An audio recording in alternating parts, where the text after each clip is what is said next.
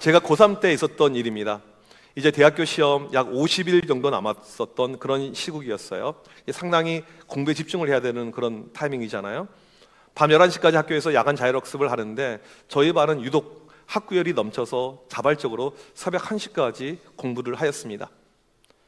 1992년 10월 27일 날 이제 시간이 11시에서 12시 자정으로 가고 있는 그 타임, 이 조용한 교실에 정막을 깨는 소리가 들려오게 되었어요.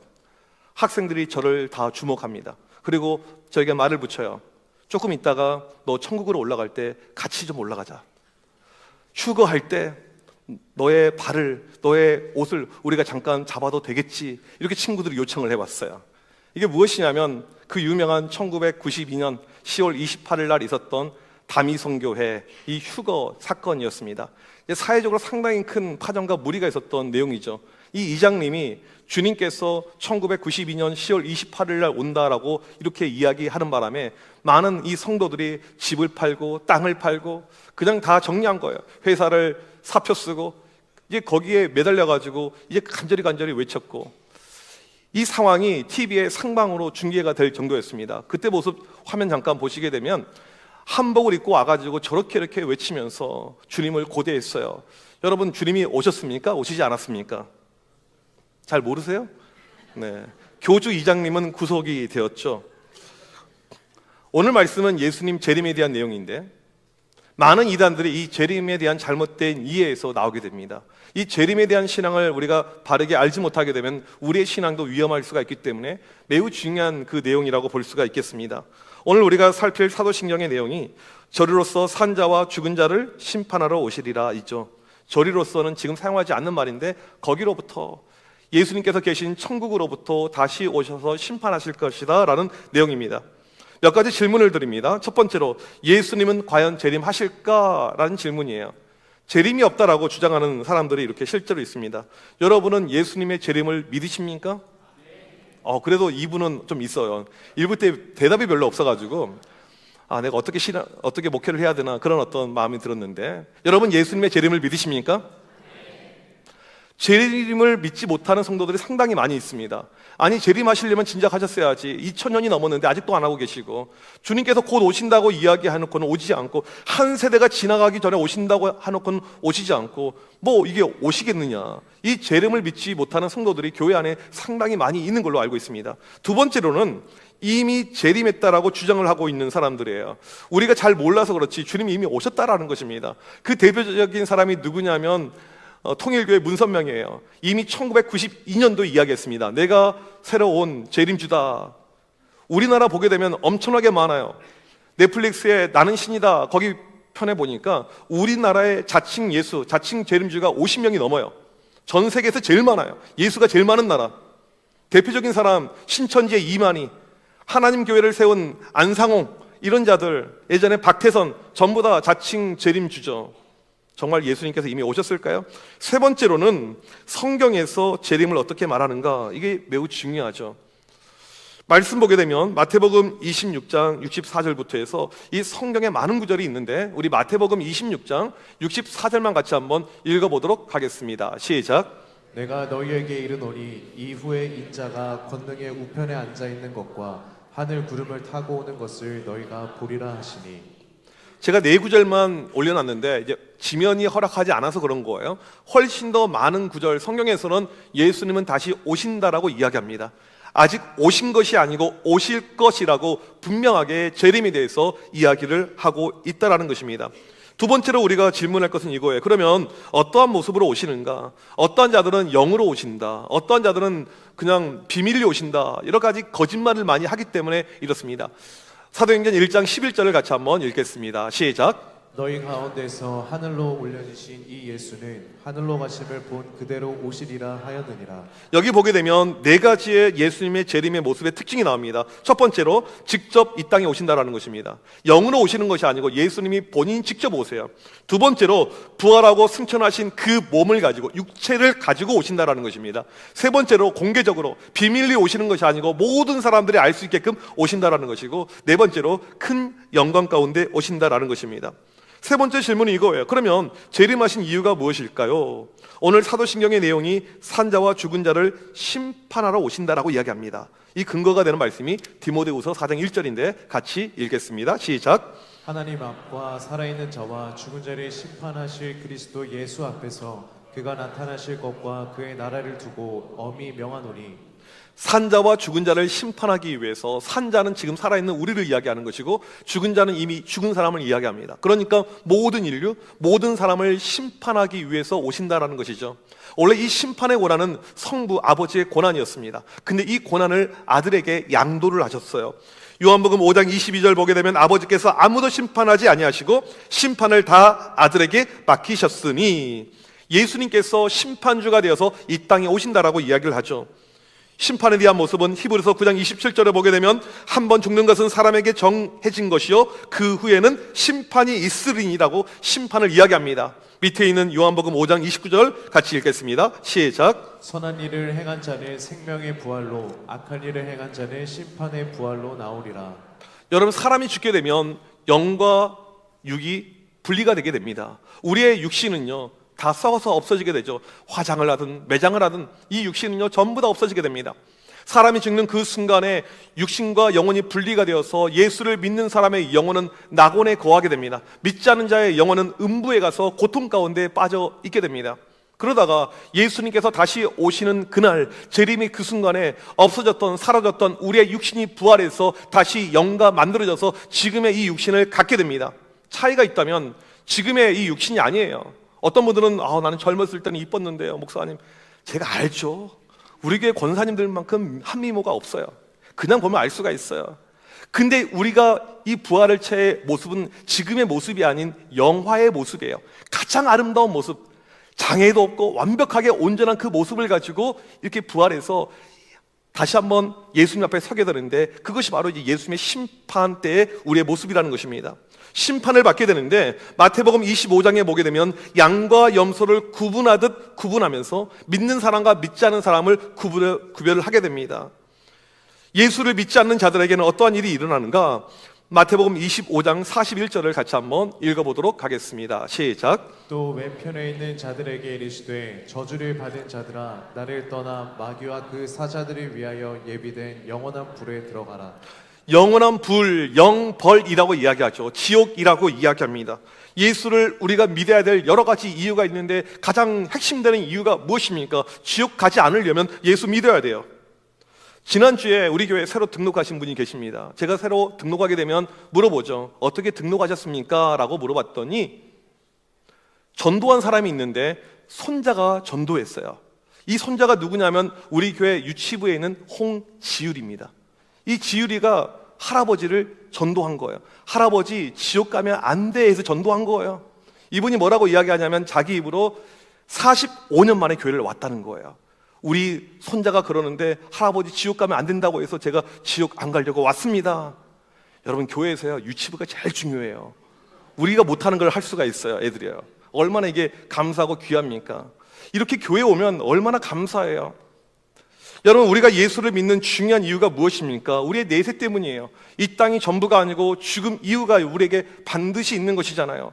지옥 가지 않고 천국에 가기 위해서 우리에게 예수는 너무너무 중요하죠. 아직도 교회 안 나오고 있는 우리 부모, 형제, 내 배우자, 내 자녀들 있다면 반드시 그 영혼을 위해서 우리는 기도해야 될 줄 믿습니다.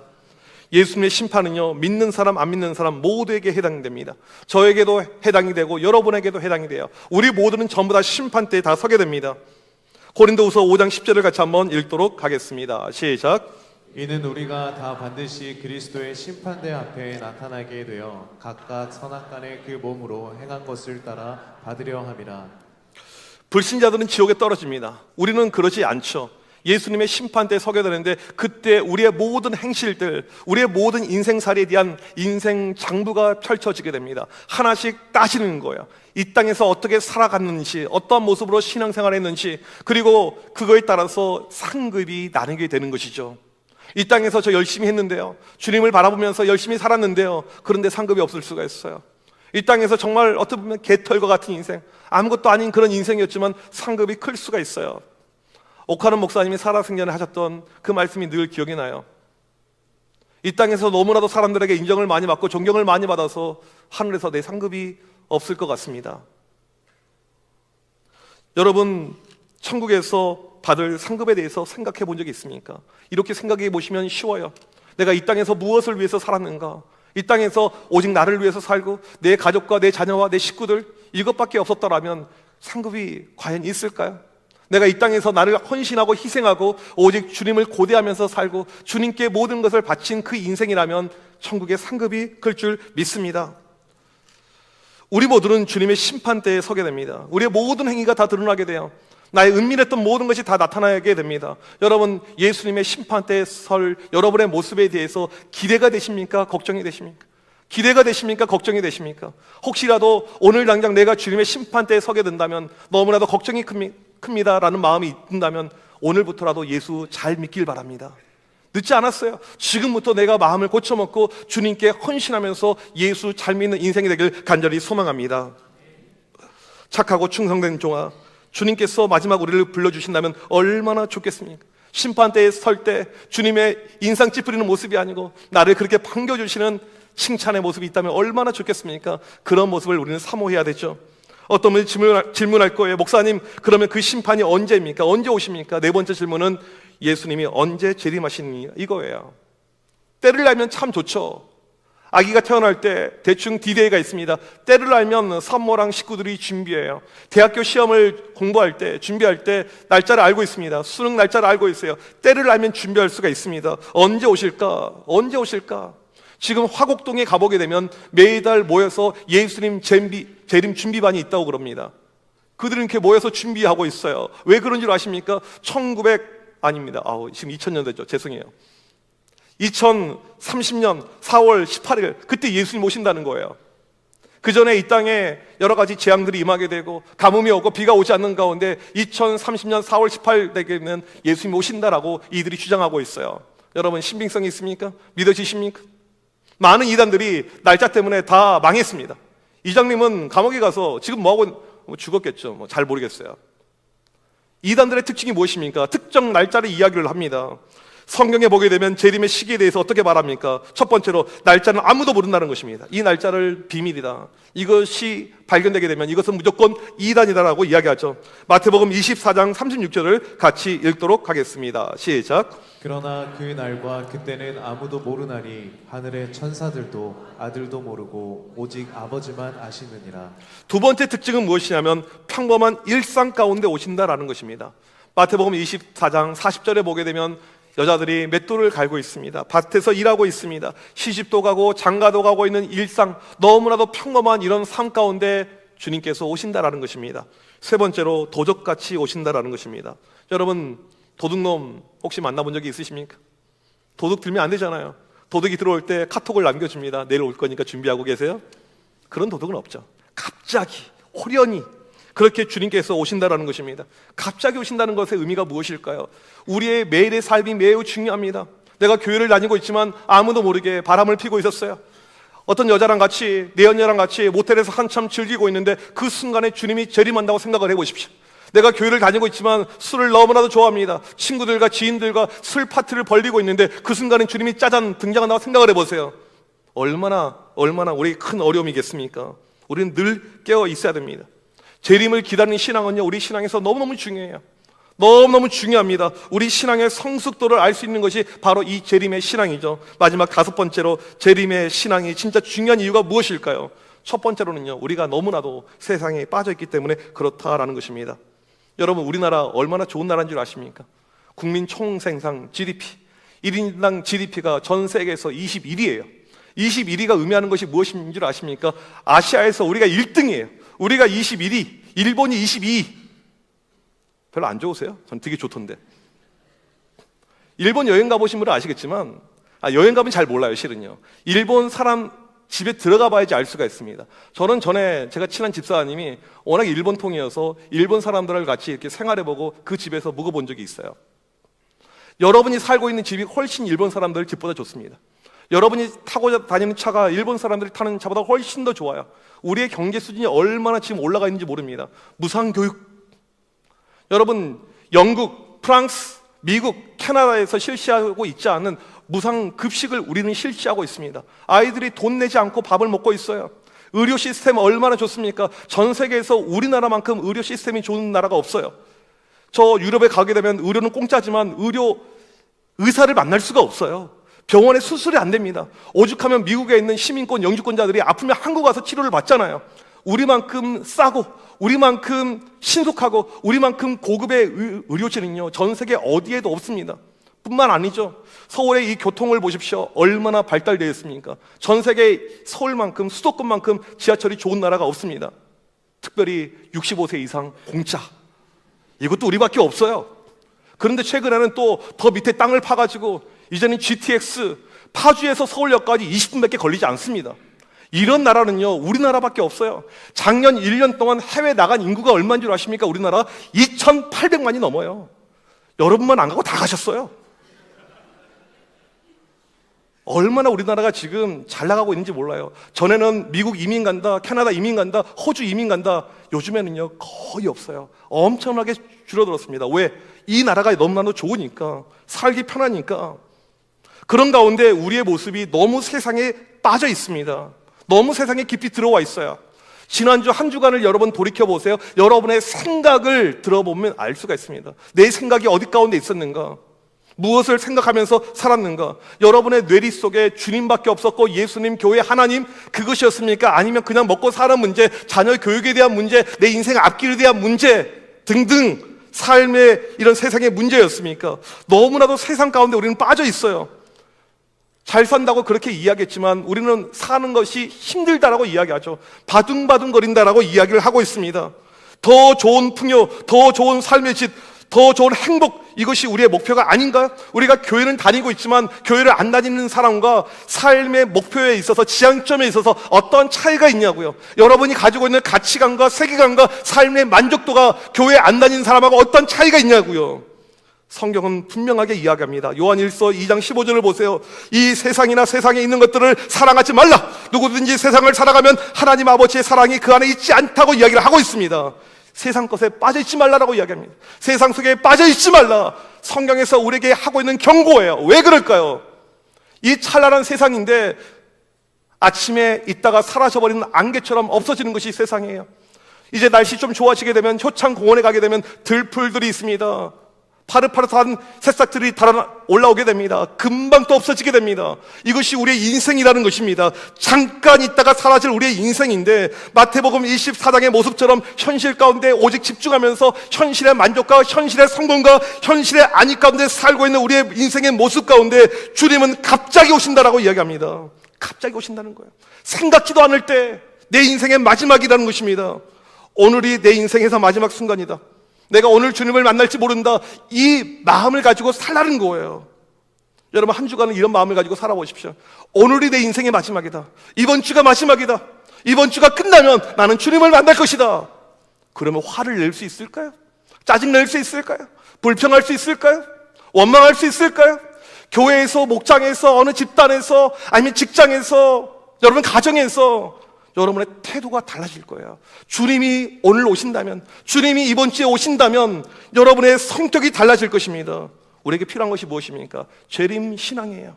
세상 것에 너무 빠져있는 우리를 건져내기 위해서 필요한 것이 이 재림 신앙이라는 사실입니다. 두 번째로 재림 신앙을 기다리는 것이 진짜 신앙이기 때문에 그렇습니다. 우리 신앙의 선배들 가운데 우리가 존경하는 믿음의 위인들이 있어요. 이분들의 공통된 특징이 무엇이냐면요, 재림신앙이 늘 있었다라는 것입니다. 평양 대부흥운동을 일으켰던 길선주 목사님, 이분은 대충 못 살았어요. 주님이 언제 오실지 모르기 때문에 대충 어떻게 살아요? 어떻게 사람이 죄를 짓습니까? 요한계시록을 1만독을 하고 늘 하늘 소망을 품고 사셨습니다. 평생을 가난하게, 평생을 청빈하게, 주님이 언제 오실지 모르니까. 한국교회의 무디라고 불리웠던 이성복 목사님, 평생 하늘을 바라보면서 사셨습니다. 마태복음 24장 41절에 보게 되면 휴거의 장면이 나오잖아요. 여자 두 명이서 맷돌을 갈고 있는데 한 명은 들려서 올라가고 한 명은 버림을 받고, 이 말씀 때문에 옆집에서 방앗간에서 갑자기 방압 찌는 소리만 들려서 이성복 목사님은 밖에 뛰어나가서 하늘을 바라봤다고 합니다. 주님이 혹시 오시지 않을까? 이선문 목사님 만든 찬양이 있습니다. 허사가 있죠. 가사를 보게 되면 세상 만사 살피니 참 헛되구나. 부귀공명 장수는 무엇하리요. 오직 재림만 바라보고 살았습니다. 사랑의 온전한 손양원 목사님 하늘을 바라보면서 천국 소망 가운데 늘 사셨습니다.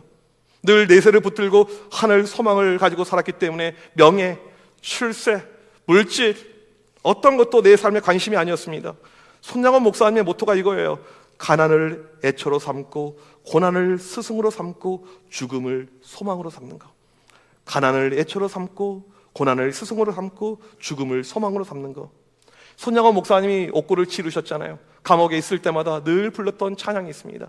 본인이 직접 만든 찬양이에요. 주님 고대가 있죠. 낮에나 밤에나 눈물 머금고 내 주님 오시기만 고대합니다. 가실 때 다시 오마 하신 예수님, 오 주여 언제 오시렵니까?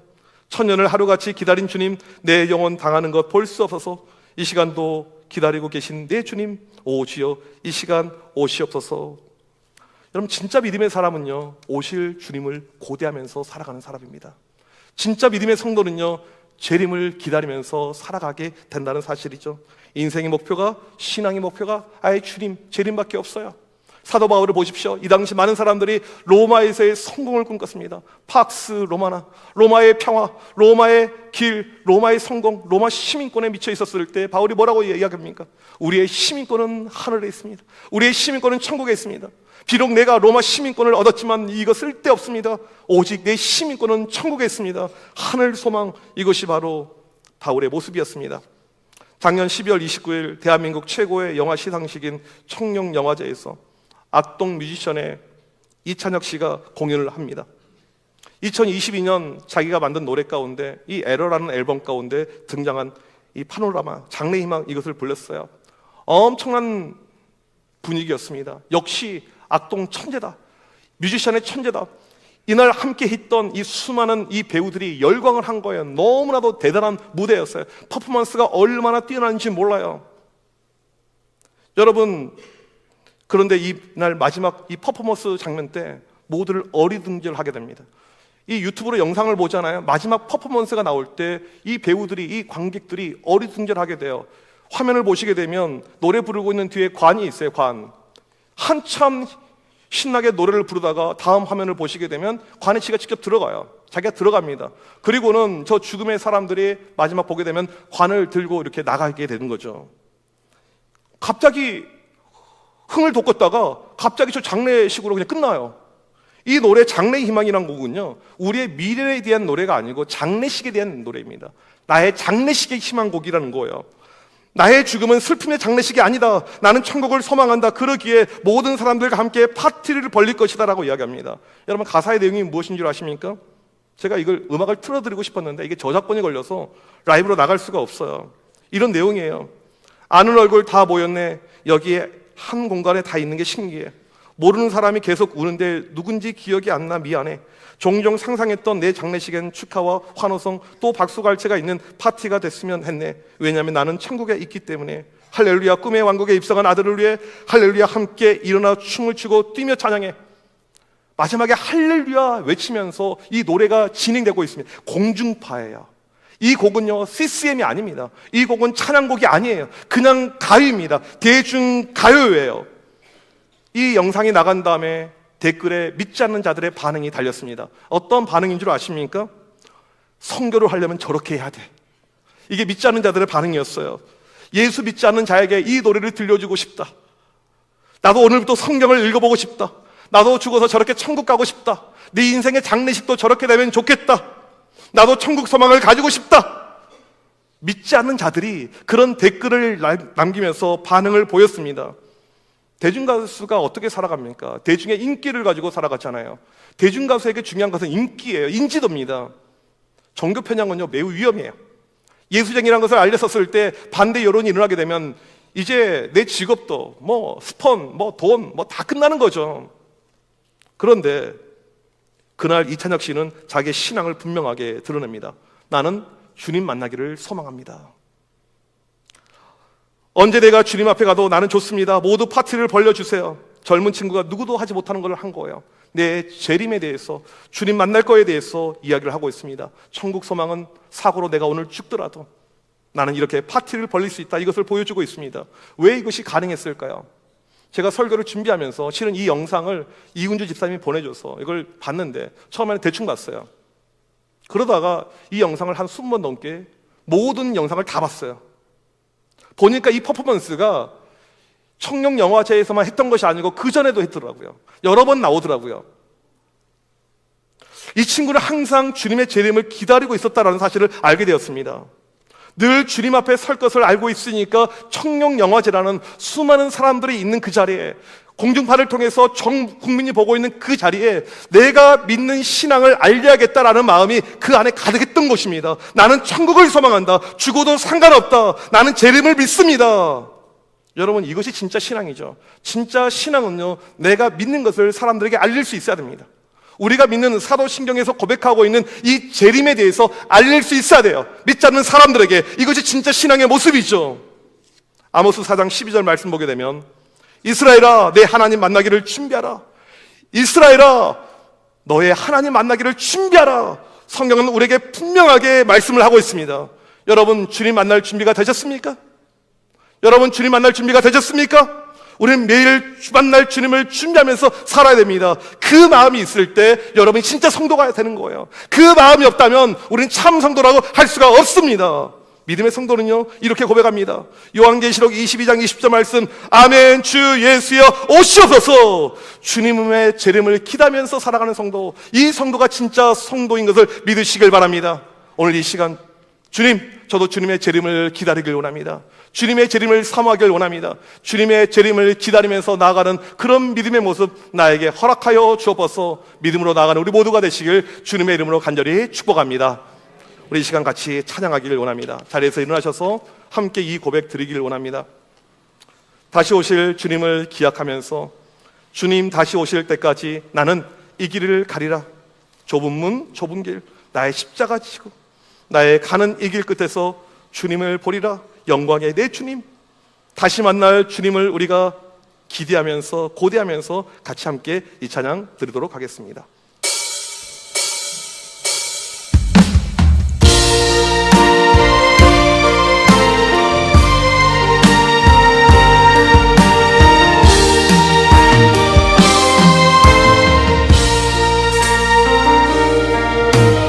주님 다시 오실 때 나는 이 길을 가리라. 나는 이 길을 가리라. 좁은 문 좁은 길, 좁은 문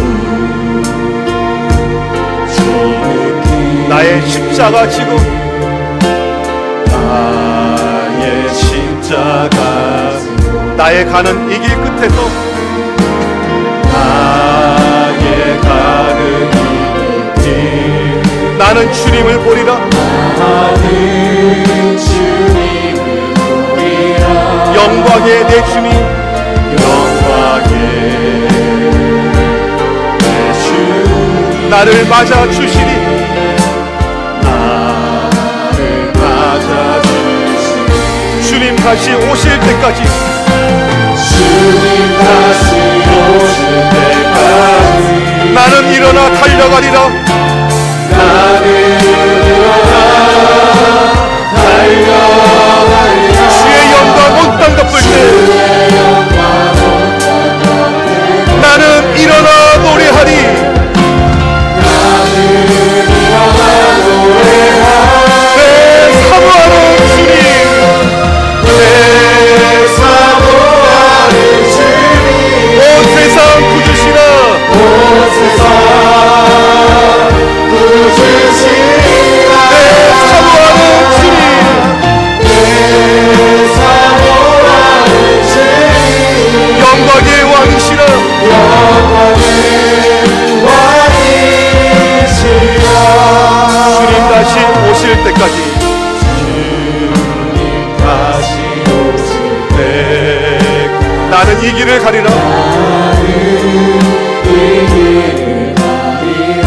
좁은 문 좁은 길, 좁은 길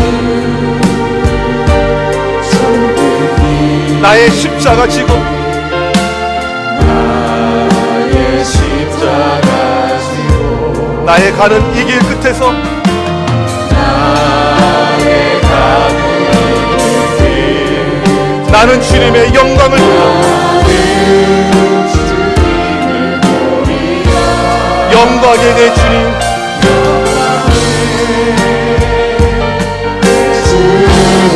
나를 맞아 주시니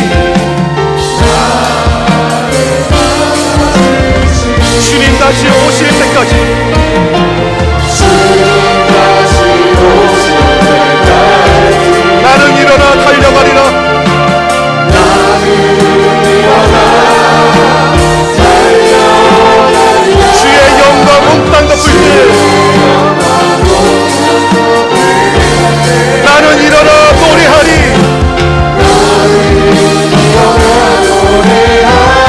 내 사모하는 주님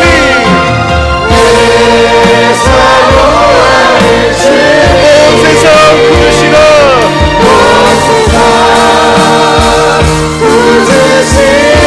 내 사모하는 주님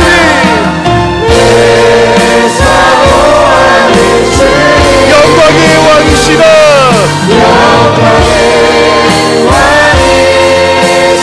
내 사모하는 주님 내 사모하는 주님 온 세상 부르시라 내 사모하는 주님 영광의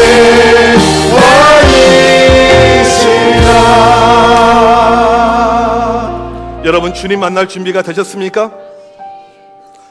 이 시간 기도할 때 현실 속에 파묻혀서 현실의 안위와 성공과 행복에 초점 맞춰 살아갔던 내 인생이 되는 것이 아니고 세상 속에 파묻혀서 세상이 우선되는 것이 아니고 오직 주님을 기다리는 인생 되게 하여 주시옵소서. 오늘 또 천국을 소망하며 주님 만나기를 소망하며 살아가는 믿음을 허락하여 주시옵소서. 오늘 또 주님 오심을 기다리며 주님 만나기를 학수 고대하는 온전한 믿음을 우리 가운데 허락하여 주시옵소서. 우리 시간 주여 한번 외치고 간절히 기도합니다. 주여 하나님 이 시간 간절히 기도합니다. 주님 만나기를 고대하며 주님 만나기를 고대하며 나아가게 하여 주시옵소서. 주여 아버지 주여 아버지 주님 만나기를 기도하고 고대하고 나아가는 주의 모든 백성들 되게 하여 주옵소서. 간절히 기도할 때 하나님 역사하여 주셔서 하나님 주장하여 주셔서 주님 만나는 그 날을 기도하며 오늘도 믿음 가운데 달려나가는 주의 모든 백성들 되게 하여 주셔서 간절히 기도합니다. 내 사모하는 주님을 기다리고 고대하는 주의 모든 백성들 되게 하여 주셔서 하나님 아버지 시간 기도할 때 세상에 파묻혀서 세상의 안과 세상의 쾌락과 세상의 육신 가운데 주여 그 인생이 되지 않고 오직 주님 오실 그날을 기약하며 믿음 가운데 달려오랍니다. 오늘도 이 세상 먹고 사는 문제와 이 세상이 나는 아버지 그것이 아니고 주님 만나기를 기다리면서 주님께 나아가는 주의 모든 것을 내가 하여 간절히 기도할 때 사모하는 주님을 고대하게 하고 사모하는 주님을 간절히 하나님 그런 놀란 믿으면서 주여 선별하여 주옵소서. 오직 주님 만나게 하여 주옵소서. 주님 만나게 하여 주옵소서. 주님 만나 그날을 기억하여 오직 주님 만나 그 순간을 기억하여 주여 믿음 가운데 달려가시고 주의 모든 것을 되게 하여 주옵소서. 어떤 순간에도 오늘 우리 마지막이라 그 순간 주님 만나 그 순간에 주님 하실 주님을 기억하여 오직 믿음으로 살아가는 그 믿음으로 살아가시고 하나님 역사하여 오직 우리 가운데 하나님 주의 놀라신 역사가 하나님 주님 만나 오직 그 마음 다해 주시옵소서. 하나님 역사하여 주여 도와주시옵소서. 인도하여 주옵소서.